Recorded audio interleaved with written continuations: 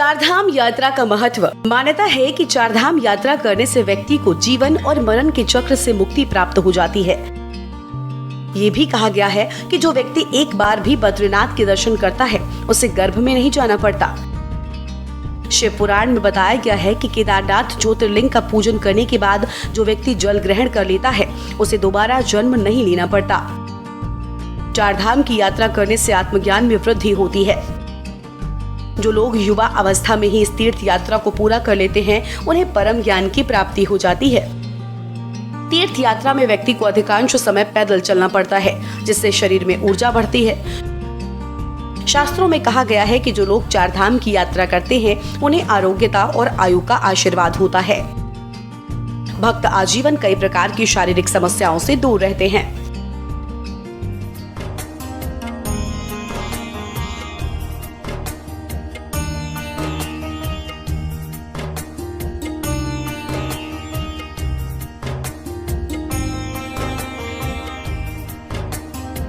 धार्मिक मान्यताओं के अनुसार बद्रीनाथ धाम को सृष्टि का 8वां वैकुंठ कहा जाता है।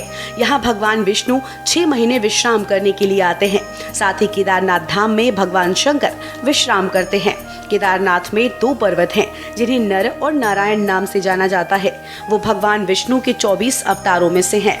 मान्यता ये भी है कि केदारनाथ धाम के दर्शन के बाद ही बद्रीनाथ धाम के दर्शन किए जाते हैं। ऐसा करने से ही पूजा का पूर्ण फल प्राप्त होता है। हिमालय की गोद में बसे चारधाम में बद्रीनाथ का सबसे अधिक महत्व है। बद्रीनाथ के अलावा इसमें केदारनाथ, यमुनोत्री और गंगोत्री शामिल हैं। बद्रीनाथ भगवान विष्णु का पवित्र धाम है, जहां इन्हें बद्री विशाल भी कहा जाता है। केदारनाथ भगवान शिव की भूमि है और यहाँ 5 केदारों में से एक है।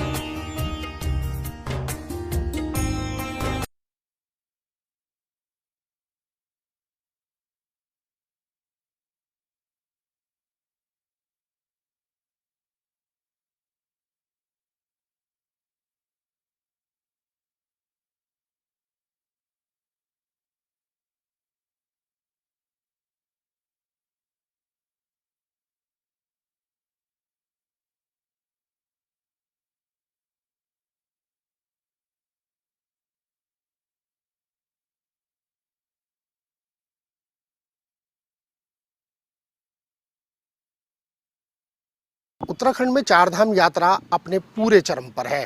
पिछले साल की भांति इस बार ज़्यादा श्रद्धालुओं के आने का सिलसिला चारों धामों में लगातार जारी है। रजिस्ट्रेशन की बात करें तो 40 लाख से ज़्यादा तीर्थयात्रियों ने चारों धामों के लिए अपना रजिस्ट्रेशन करा लिया है। लेकिन पिछले साल 46 लाख से ज़्यादा श्रद्धालुओं ने चारों धाम के दर्शन किए थे। लेकिन इस बार हमारी सरकार का लक्ष्य है कि ज़्यादा से ज़्यादा श्रद्धालु को बेहद सुरक्षित और सुगम यात्रा का अनुभव उत्तराखंड देवभूमि में कराया जाए। गंगोत्री और यमुनोत्री धाम पवित्र गंगा और यमुना नदियों के उद्गम स्थल हैं। बद्रीनाथ उत्तराखंड के चमोली, केदारनाथ, रुद्रप्रयाग और गंगोत्री यमुनोत्री उत्तरकाशी जिले में स्थित हैं। गढ़वाल के इन तीनों जिलों में स्थित चारों धामों पर 12,000 करोड़ का कारोबार टिका है। चारधाम के दर्शन के लिए 4000 मीटर से भी ज्यादा ऊंचाई की चढ़ाई करनी पड़ती है। ये डगर कहीं आसान तो कहीं बहुत कठिन है। चारधाम यात्रा केवल गर्मी के महीने में होती है और शीतकाल में सभी धामों के कपाट बंद कर दिए जाते हैं। जीवन मृत्यु के बंधन से हो जाते हैं मुक्त। सनातन धर्म में चारों धर्मों को बहुत ही पवित्र और मोक्ष प्रदाता बताया गया है। धर्म ग्रंथों के अनुसार जो लोग चारधाम के दर्शन करने में सफल होते हैं उनके न केवल इस जन्म के पाप नष्ट हो जाते हैं बल्कि वो जीवन मृत्यु के बंधन से भी मुक्त हो जाते हैं। इस स्थान के बारे में ये भी कहा जाता है कि ये वही स्थल है जहां पृथ्वी और स्वर्ग एकाकार होते हैं।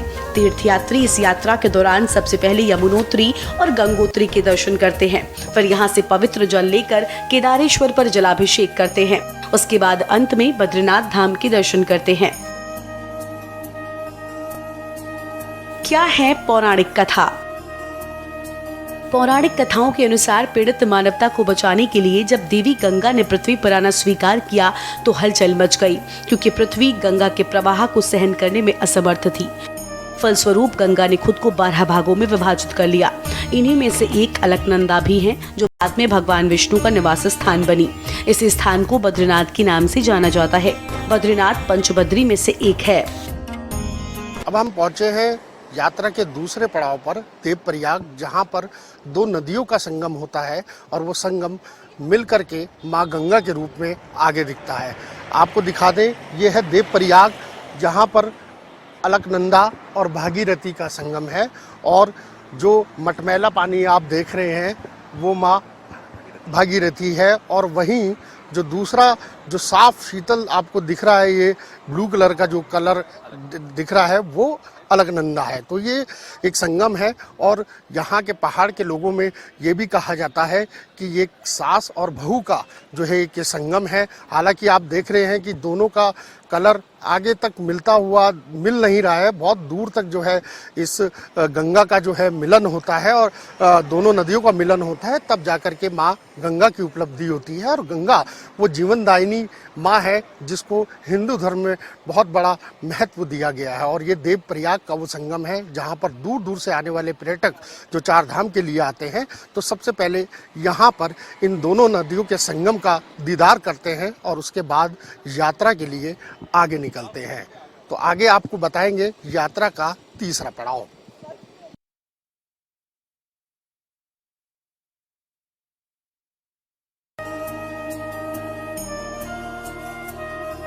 इस साल चारधाम यात्रा में श्रद्धालुओं की संख्या लगातार बढ़ती जा रही है। मौसम की चुनौतियों के बावजूद श्रद्धालुओं की भारी भीड़ चारों धामों में देखने को मिलती है। आलम यह है कि मई महीने में ही 48 लाख से ज्यादा श्रद्धालुओं ने पंजीकरण करा लिया। सबसे ज्यादा रजिस्ट्रेशन बाबा केदार के दर्शन के लिए कराए गए। बता दें कि श्रद्धालुओं की संख्या केदारनाथ में क्षमता से अधिक हो गई है।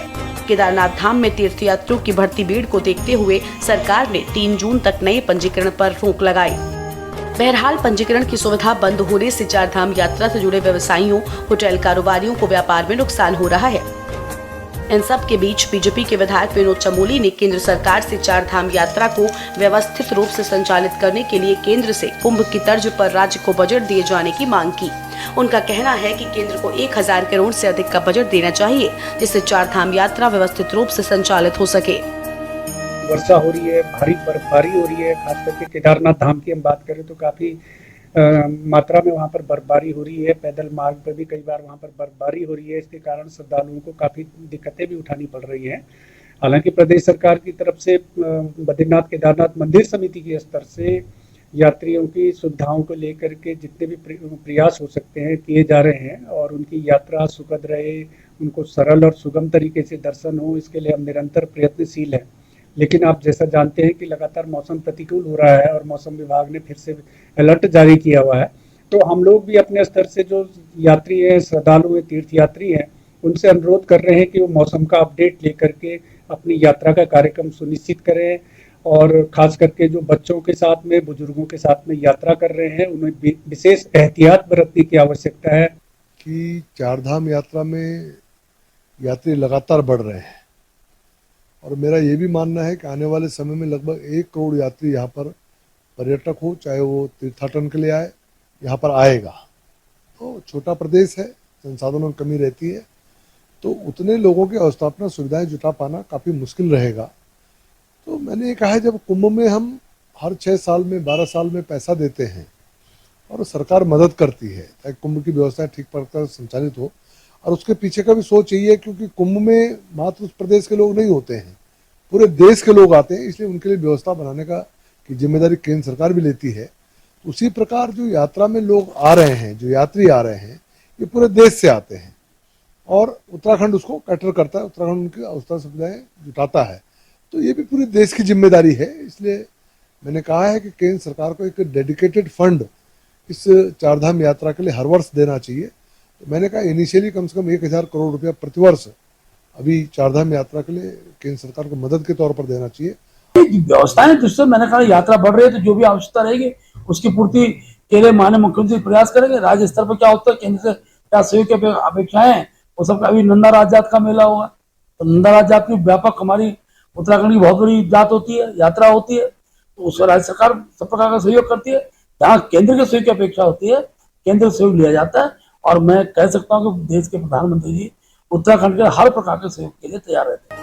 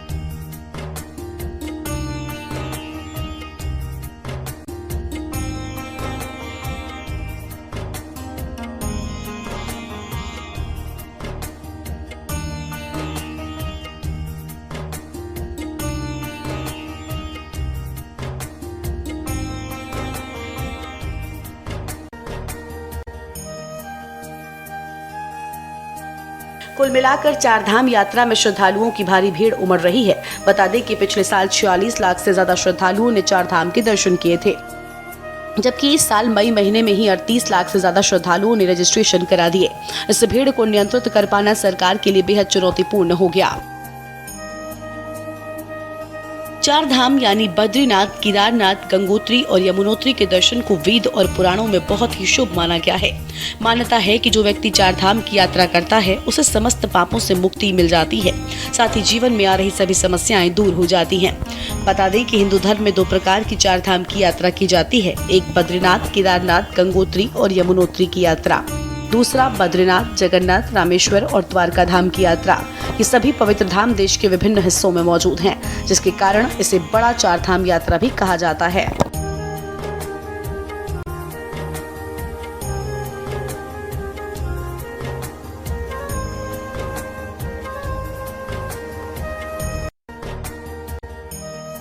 प्रदेश की बात करें पूरे की तो करीब करीब साफ रहने वाला है, परंतु जो हाई रीचेज में मैं कहूँगा कि जो छुटपुट एक्टिविटी है शाम के समय, जो कि उसका एक लोकल वेदर रहता है, वो तो एक्टिविटी मिलेगी जो है। तो अगर ये 12 से 15 दिन की बात करें तो इसमें मौसम करीब करीब साफ रहने वाले हैं और साथ ही जो तापमान है वो बढ़ेंगे। तो तीर्थयात्री उनके लिए ठीक है, समय ठीक है, उसमें वो जा सकते हैं। कोई मौसम की तरफ से कोई विशेष कुछ भी नहीं है। बस यही है कि थोड़ी तैयारी तो हमेशा ही जो उच्च हिमालय क्षेत्र है, थोड़ी बारिश होती है वहाँ पर तो तापमान एकदम तेजी से गिरते हैं, तो उसकी तैयारी, उस तरह की जो तैयारी है वो बिल्कुल होनी चाहिए। में यात्रा अपने चरम पर है तो वहीं मौसम की मार से कहीं ना कहीं श्रद्धालुओं को संकट पैदा हो रहा है, लेकिन यात्रा में हो रहे इस मौसम के खनन से कहीं ना कहीं यात्रियों की आस्था लगातार चारधाम यात्रा को लेकर बनी हुई है। हालांकि सरकार ने 15 जून तक केदारनाथ में होने वाले पंजीकरण पर रोक लगाई है, लेकिन बड़ी संख्या में अभी भी श्रद्धालुओं बद्रीनाथ, केदारनाथ और गंगोत्री, यमुनोत्री के दर्शन के लिए व्याकुल हुए हैं।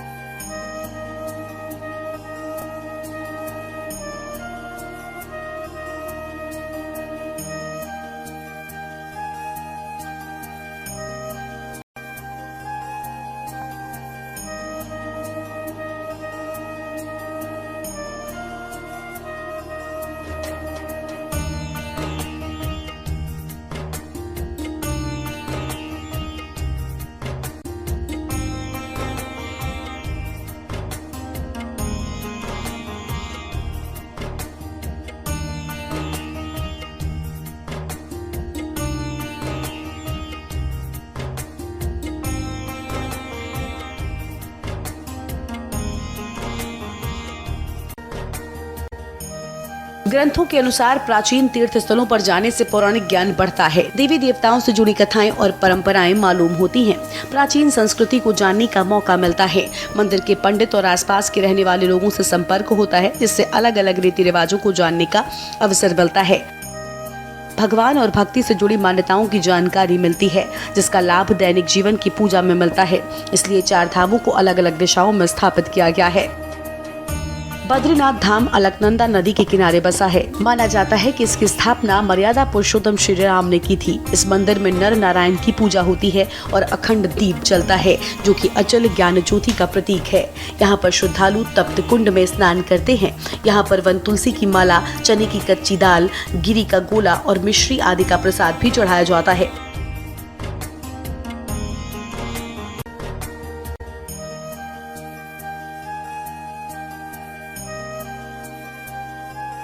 कि मैं ये अनुरोध करूंगा कि मौसम, चूंकि बीच बीच में बर्फबारी भी हो रही है, भारी बरसात हो रही है, मौसम की ठीक प्रकार से जानकारी प्राप्त कर लें और मौसम अगर कहीं खराब हो रहा है तो यात्रा तभी अपनी प्रारंभ करें जब मौसम ठीक हो जाए। अन्यथा कहीं भी अगर किसी को परेशानी होगी तो निश्चित रूप से हम प्रदेश के अंदर यात्रा को संचालन कर रहे हैं तो हम लोग भी परेशान होंगे और हमारा उद्देश्य है कि कोई भी यात्री, कोई भी श्रद्धालु उसको इस यात्रा में किसी प्रकार की परेशानियों का सामना न करना पड़े। सब निवेश बढ़ा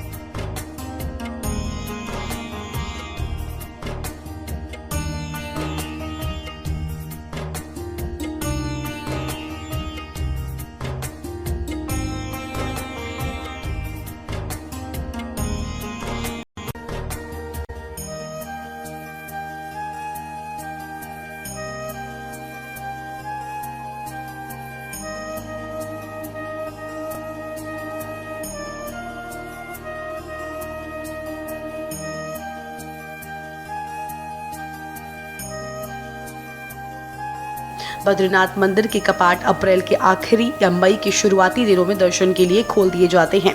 लगभग 6 महीने तक पूजा के बाद नवंबर में दूसरे सप्ताह में मंदिर के पट फिर से बंद कर दिए जाते हैं। बता दें कि चारों धामों की तीर्थ यात्रा में व्यक्ति को अधिकांश समय पैदल चलना पड़ता है, जिससे शरीर में ऊर्जा बढ़ती है और ऐसा करने से आयु में वृद्धि होती है। इसलिए शास्त्रों में भी कहा गया है कि जो लोग चार धाम की यात्रा करते हैं उन्हें आरोग्यता और आयु का आशीर्वाद प्राप्त होता है। वो आजीवन कई प्रकार की शारीरिक समस्याओं से दूर रहते हैं।